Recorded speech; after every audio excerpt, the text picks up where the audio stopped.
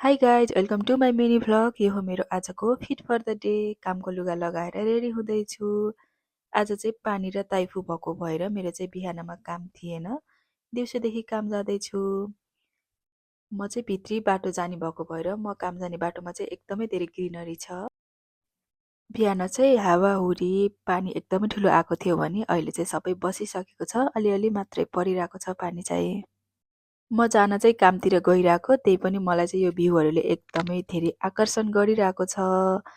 सहर ठुल्ठुलो बिल्डिङहरू भन्दा चाहिँ यस्तो ग्रिनरी ठाउँ मलाई एकदमै धेरै मनपर्छ, त्यसैले होला। पानी आएको भएर आजको भ्यूहरू चाहिँ एकदमै धेरै राम्रो देखिरहेको छ, त्यसैले मैले पनि राम्रो राम्रो मोमेन्टहरू क्याप्चर गरिरहेको छु। पानी आएको भएर होला आज रोडहरू पनि एकदमै धेरै राम्रो देखिरहेको छ, बाटो पनि खाली खाली छ। त्यस्तो धेरै गाडीहरू पनि आएको छैन अरू बेला जस्तो। यस्तो वेदर भयो भने चाहिँ गाडी चलाउन एकदमै धेरै मनपर्छ। अनि साइडमा गीत बजाउँदै कफी खाँदै यताउति भ्यूहरू हेर्दै हजुरहरू कोलाई मनपर्छ मलाई जस्तै।